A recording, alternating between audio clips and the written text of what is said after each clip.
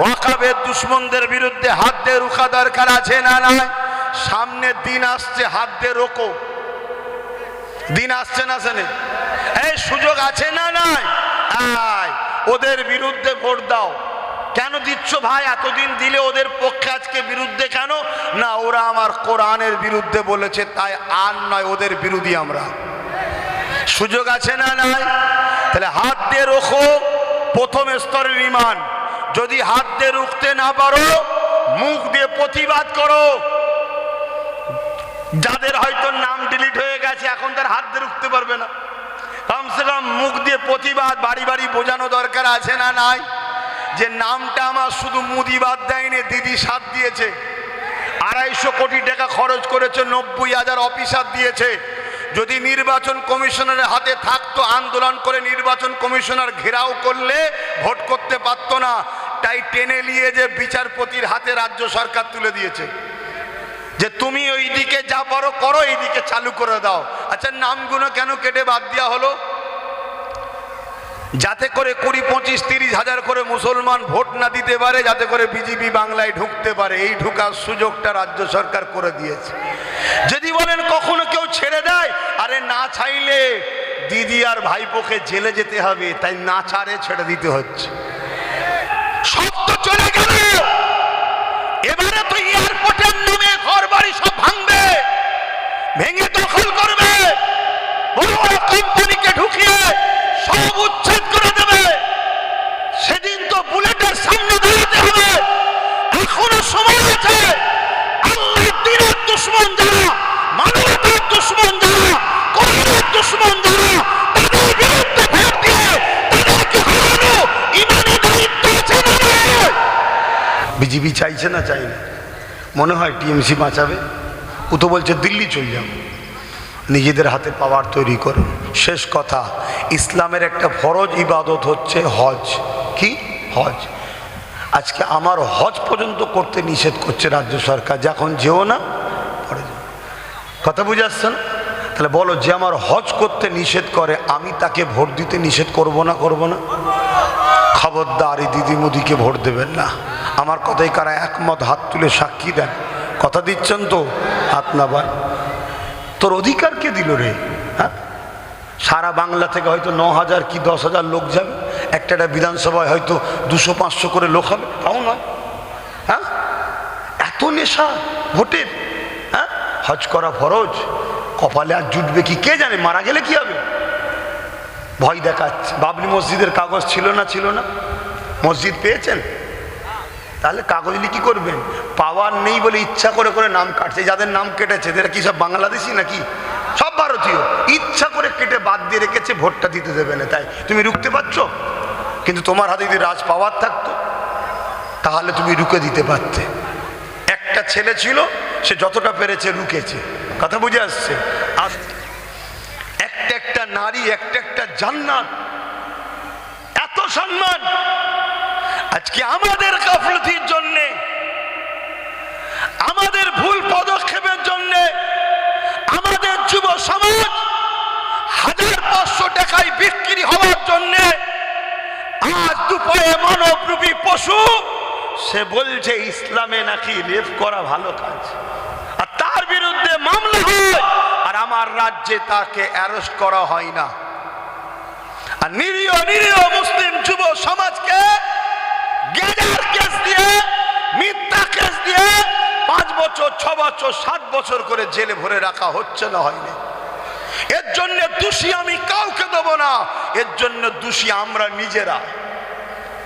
কেন? আমরা সর্বসময় পরের পা চাটা পছন্দ করি।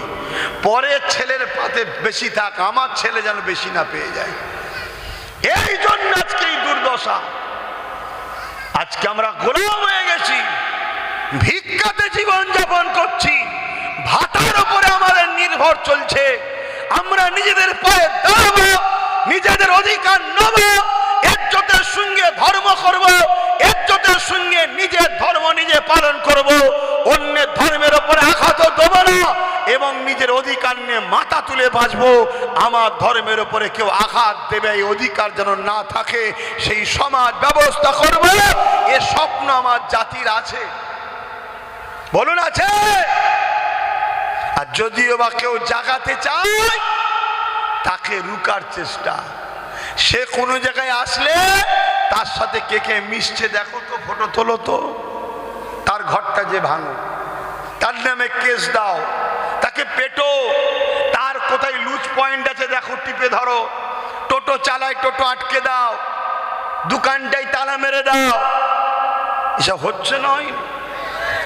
মনে রাখবে যেসব মুসলমান মুনাফিক তারা এত ভয়ঙ্কর, প্রকাশ্য দুশ্মনের থেকেও মুনাফিক আরো ভয়ঙ্কর। মুনাফিক মুসলমান চিনবেন কি করে? মুনাফিক মুসলমান চিনার নমুনা বলে যাচ্ছি। মুনাফিক মুসলমান হলো তারা যারা দুনিয়ার স্বার্থে সব বিষয়ে ঝগড়া কথা বলবে, লড়াই করবে, কিন্তু আল্লাহ দ্বীনের জন্য কখনো কথা বলবে না। এরা হলো মুনাফিক। আরেকটা নমুনা বলে যাচ্ছি মুনাফিকের। মুনাফিকরা সর্বসময় জালিম শাসকের সঙ্গে তাল মিলিয়ে চলে। শুনছেন? কোন নবী দেখাতে পারবেন জালিম শাসকের সঙ্গে ছিল? প্রত্যেকটা নবী লড়াই করেছে জালিম শাসকের বিরুদ্ধে।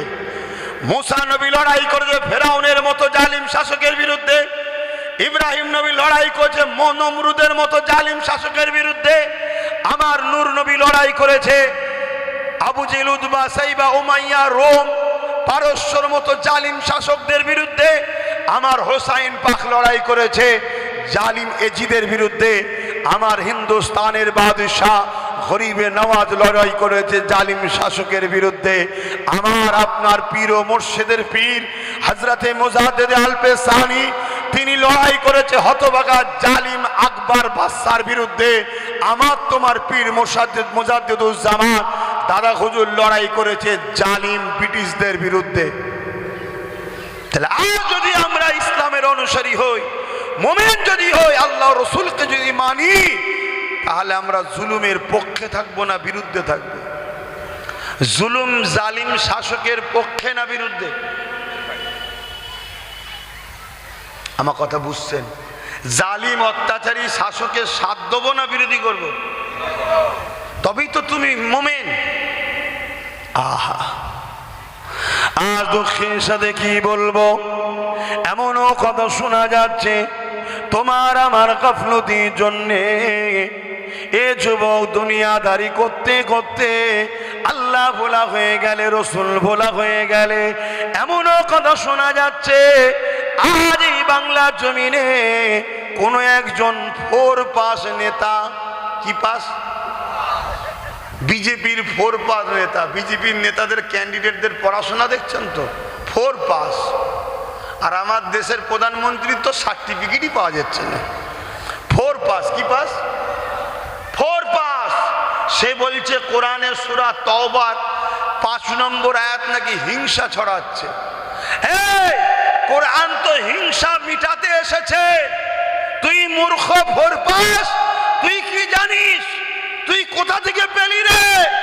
তুই তো 4 পাস নাম লিখতেও পারিসনি, তুই তো মূর্খ।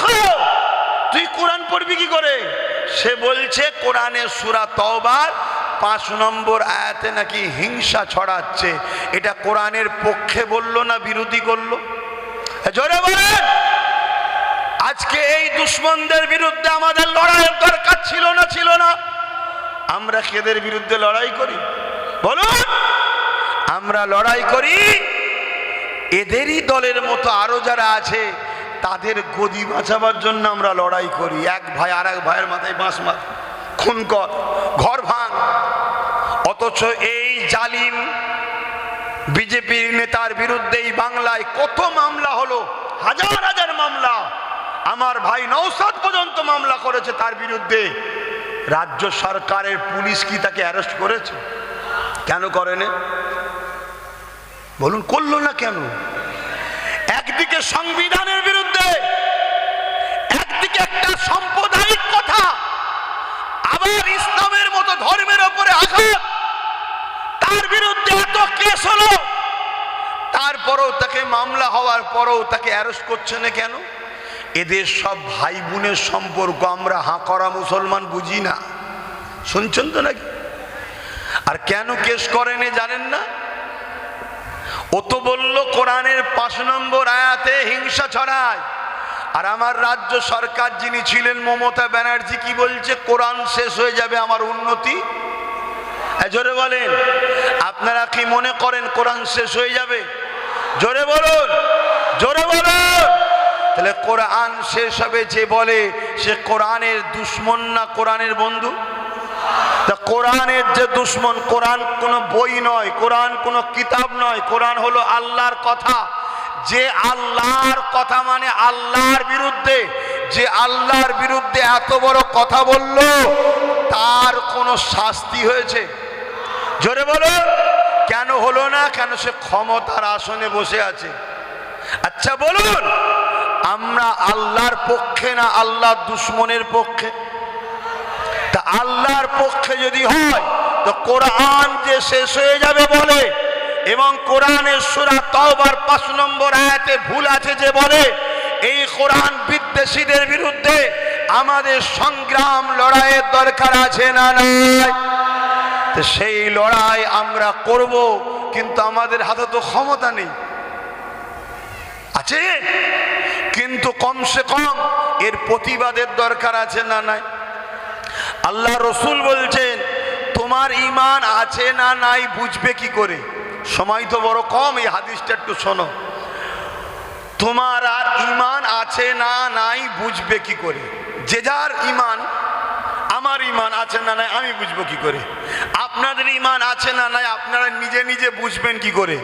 এর একটা নমুনা থাকা দরকার। তো মন দিয়ে শোনো, আল্লাহ রসুল বললেন আমার উম্মতের মধ্যে 3টে সিমটম, 3টে লক্ষণ, 3টে নমুনার মধ্যে কোনো একটা নমুনা যদি আমার উম্মতের মধ্যে পাওয়া যায় তাহলে সেই উম্মতের মধ্যে ঈমান আছে, আর যার ঈমান আছে সে একদিন না একদিন জান্নাতে যাবেই। জোরে বলুন সুবহানাল্লাহ। আর যার ঈমান নেই, নামাজ আছে, দাড়ি আছে, টুপি আছে, মসজিদ আছে, মাদ্রাসা আছে, ও জাহান্নামে ঢুকবে আর কোনোদিন বেরোবে না। শুনছেন তো? অজনসিয়া শোনেন তো নাকি? এইটুকু বোঝেন তো নাকি যে ঈমান না থাকলে বেকার? এটা জানেন তো? ধানের মতোই দেখতে, হাওয়া দিয়ে বার করে দেওয়া হয়, ওটাকে কি বলা হয়? কেন ভাই, দেখতে তো একই। বলছে না, ওর অরিজিনালটা নাই, ভেতরে চালটা নাই। তা দেখতে মুসলমান, দাড়ি আছে, টুপি আছে, নাম আছে, মসজিদে যায় জুম্মার দিনে ডেলি না গেলেও সব কিছু দেখতে একই, কিন্তু এই চিটে আল্লাহ হাওয়া দেবেন, একেবারে ধরে জাহান্নামে ভরে দেবে। যদি ঈমানটা না থাকে, ওই ভেতরের অরিজিনালটা এইখানে থাকে, কি সব কিছুর আগে সর্বপ্রথম সর্ববিষয়ে আল্লাহ রসুলকে ভালোবাসা, আদব করা সব থেকে বেশি। জোরে বলুন সুবহানাল্লাহ। তাহলে আজকে বলুন, আপনাকে কেউ গালি দেবে আর আমি তার সঙ্গে বন্ধুত্ব করব, আপনি আমাকে ভালো নজরে নেবেন? বলুন বাপেরা, আপনার ছেলে যদি আপনার দুশ্মনের সঙ্গে মেশে, আপনি কি ছেলেকে ভালো নজরে নেবেন? তাহলে যারা আমার আল্লাহর কোরআনের সূরা তাওবায় ভুল আছে বলবে, সেই অপদার্থ অসভ্য বর্বর বিজেপি, আর যারা বলবে কোরআন শেষ হয়ে যাবে আমার উন্নতি শেষ হবে না, এই অপদার্থ টিএমসি, এদের পক্ষপাতিত্ব করব আমরা মুসলমান, আর কিয়ামতের দিন বলবো জান্নাতে যাব। এই আশাটা মূর্খমি হবে না? হবে না? জোরে বলুন। খুব মন দিয়ে শোনেন আর একটা কথা। রাসূলুল্লাহ বললেন 3টে নমুনার মধ্যে কোনো একটা নমুনা যদি উম্মতের মধ্যে পাওয়া যায় তার মধ্যে ঈমান আছে, যদি পাওয়া না যায় তার মধ্যে ঈমান নেই। নাম্বার 1, অন্যায় দেখলে হাত দিয়ে রুখবে। মসজিদ মাদ্রাসা ওয়াকাফকে বিজেপি মিটাতে চাইছে না চাইনে? রাজ্য সরকার বিজেপির আইনকে মেনেছে না মানেনে? তাহলে ওয়াকাফকে মিটাতে চাইছে না চাইনে? এটা অন্যায় না অন্যায় নয়?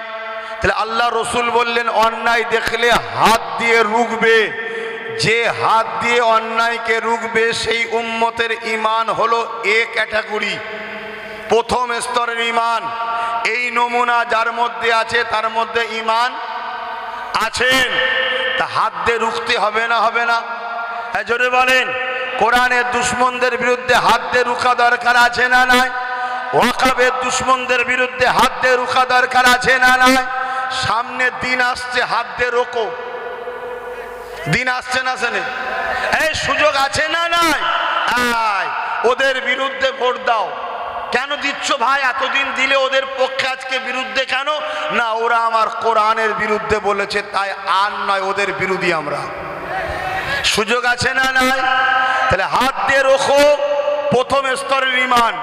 যদি হাত দিয়ে রুখতে না পারো, মুখ দিয়ে প্রতিবাদ করো। যাদের হয়তো নাম ডিলিট হয়ে গেছে, এখন তার হাত দিয়ে রুখতে পারবে না, কমসে কম মুখ দিয়ে প্রতিবাদ বাড়ি বাড়ি বোঝানো দরকার আছে না নাই? যে নামটা আমার শুধু মুদিবাদ দেয়নি, দিদি সাথ দিয়েছে, 250 কোটি টাকা খরচ করেছে, 90,000 অফিসার দিয়েছে। যদি নির্বাচন কমিশনারের হাতে থাকতো, আন্দোলন করে নির্বাচন কমিশনার ঘেরাও করলে ভোট করতে পারত না। তাই টেনে নিয়ে যে বিচারপতির হাতে রাজ্য সরকার তুলে দিয়েছে, যে তুমি ওই দিকে যা পারো করো, এইদিকে চালু করে দাও। আচ্ছা, নামগুলো কেন কেটে বাদ দেওয়া হলো? যাতে করে 20, 25, 30 হাজার করে মুসলমান ভোট না দিতে পারে, যাতে করে বিজেপি বাংলায় ঢুকতে পারে। এই ঢুকার সুযোগটা রাজ্য সরকার করে দিয়েছে। যদি বলেন কখনো কেউ ছেড়ে দেয়, আরে না চাইলে দিদি আর ভাইপোকে জেলে যেতে হবে, তাই না ছাড়ে ছেড়ে দিতে হচ্ছে। কথা বুঝে আসছে? যাই হোক, আমি যে কথা বললাম, তাহলে প্রথম নম্বর, অন্যায় দেখলে হাত দিয়ে রুখবে। যদি হাত দিয়ে রুখতে না পারে, দ্বিতীয় লক্ষণ, মুখ দিয়ে প্রতিবাদ করবে। তাও যদি করতে না পারে, আল্লাহ রসুল বললেন অন্তর থেকে ঘৃণা করবে। যদি এই তিনটের মধ্যে কোনোটা না থাকে, তার মধ্যে ঈমান নাই। তাহলে আজকে কোরআনের কেউ বিরোধী করবে, কেউ কোরআনের সূরা তাওবায় ভুল আছে বলবে, কেউ বলবে ইসলামের রেপ করা ভালো কাজ বলবে, কেউ বলবে ওয়াকফ আন্দোলন এখানে নয়, দিল্লি চলে যাও, আবার ওয়াকফ আইনকে মেনে নেবে। এখনো ইসলামের বিরুদ্ধে জুলুম অন্যায় হচ্ছে না, হয়নি? অতএব এর বিরুদ্ধে হাত দিয়ে রাখো, হাত দিয়ে রাখো, তবেই তো তুমি ঈমানদার। আর যদি মনে করো যে না, তাহলে তুমি মনে রেখে দিও, আল্লাহ রসুলকে ছেড়ে যার উপরে ভরসা করবে, তার হাতে আল্লাহ তোমাকে মিটাবে। সূরা বাকারাতে আল্লাহ বলছে। শেষ আর একটা হাদিস বলে সালাম পরে দোয়া করব। মুসলিম শরীফের হাদিস এটা শোনালাম, এবার মেশকাত শরীফের হাদিস বলছি, শোনেন। শুনছেন? মেশকাত শরীফের হাদিস, আল্লাহ নবী বলছেন, কোন জালিম অত্যাচারীকে যদি জানার পরেও মুসলমান শক্তিশালী করার জন্য সাথ দেয়, ওই মুসলমান ইসলাম থেকে বেরিয়ে যাবে। যারা আমার ওয়াকফকে মিটাতে চায়, যারা জালিম না জালিম নয়। যারা আমার কবরস্থান, ঈদগাহ, খানকাকে মিটাতে চায়, তারা জালিম না জালিম নয়। যারা আমার কোরআনের বিরুদ্ধে নোংরা কথা বলে, তারা জালিম না জালিম নয়। যারা নিরীহ মুসলিম সমাজ সহ পিছিয়ে পড়া গরিব অন্য সমাজের মানুষের অধিকারকে কেড়ে নেয়, তারা জালিম না জালিম নয়। আল্লাহ রসুল বললেন, কোন জালিমকে শক্তিশালী করার জন্যে কোন মুসলমান যদি সাথ দেয়, ওই মুসলমান ইসলাম থেকে বেরিয়ে যাবে। ভোট দেওয়া হয় শক্তিশালী করার জন্য না হারাবার জন্য? তাহলে দিদি মুদি জালিম না জালিম না? বলুন, ভয় খাচ্ছেন?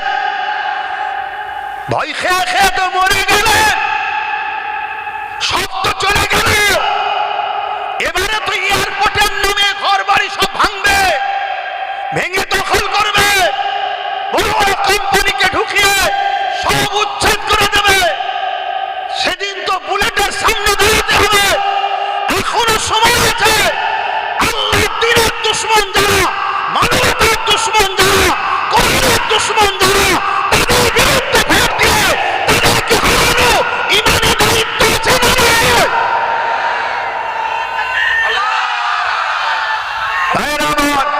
কেউ বলতে পারে, হুজুর আপনি এ কথা বলছেন কেন? আরে হুজুরই তো ফেরাউনের বিরুদ্ধে বলবে, হুজুরই তো নমরুদের বিরুদ্ধে বলবে, হুজুরই তো আজিদের বিরুদ্ধে বলবে।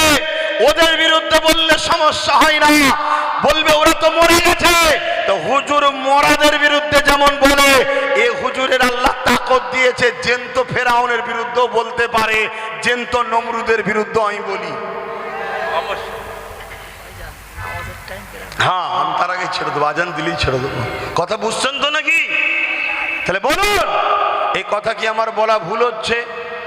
তুমি রাজ পাওয়ারের নামে রুজি রুটির কথা ছেড়ে দিয়ে আমার ধর্ম মিটা চাই নিউ টাউনে মসজিদ করতে যাই না, আমাদের ট্যাক্সের টাকায় অন্য ধর্মের স্থান তৈরি করছে, তাহলে এটা কি জুলুম নয়? তা জালিমের বিরুদ্ধে লড়াই করার নাম হলো ইসলাম। একদিকে তুমি কে আল্লাহ সাহায্য পাবে এবং তোমার দুনিয়াতেও আল্লাহ ইজ্জত দেবে, আখেরাতেও কামিয়াবি হবে। তাহলে আল্লাহকে সাক্ষী দিয়ে বলো, দিদি মুদির বিরুদ্ধে তোমরা লড়বে, হ্যাঁ কি না? হাত তুলে সাক্ষী দাও লম্বা করে, আল্লাহ কবুল করে বোন, আল্লাহুম্মা আমিন। শুধু লড়লে হবে না, বাড়ি বাড়ি বাড়ি বাড়ি গিয়ে প্রচার করো। কথা বুঝে আসছে? সুইচ টিপছে জোড়া ফুলে, এসছে পদ্ম ফুলে। তা সুইচ টিপে লাভ কি হচ্ছে? পদ্ম ফুলই তো পেচ্ছে। কথা বুঝে আসছে না? না, তাই এরা কি করতে চাইছে? এখনো সময় আছে। একটা মাত্র ছেলে ভাঙড়ের মানুষ দিয়েছিল, ওয়াকাফকে বাঁচাবার জন্য সুপ্রিম কোর্টে কেস চালাচ্ছে না চালায়নি? এশারে মানুষ বিপদ না হয় তার জন্য কেস চালাচ্ছে না চালায়নি? সেই ছেলেটাকে আগামী দিন সাথ দিয়ে, তার সাথীদেরকে সাথ দিয়ে আল্লাহ যাতে আরো কামিয়াবি আরো কজনকে দেয়, শক্তি বাড়বে না কমবে? এই কথাটা আপনাদের কাছে জানিয়ে দেওয়া কি ভুল হলো? না হুজুর কেন বলবে? আরে তুই আমার ধর্মে আঘাত দিবি আর তোর আমি গুড় দিয়ে চাটবো নাকি তোকে? তুই কি আমাকে দালাল মোল্লা পেয়ে গেছিস নাকি? দালাল ইমাম পেয়ে গেছিস যে কিছু ভাড়াটিয়া খেয়ে নেবো? অত সহজ নয় এ লড়াই, আমার ইমানের লড়াই। তাই আসুন সালাম দেবো ইয়া নবী সালাম।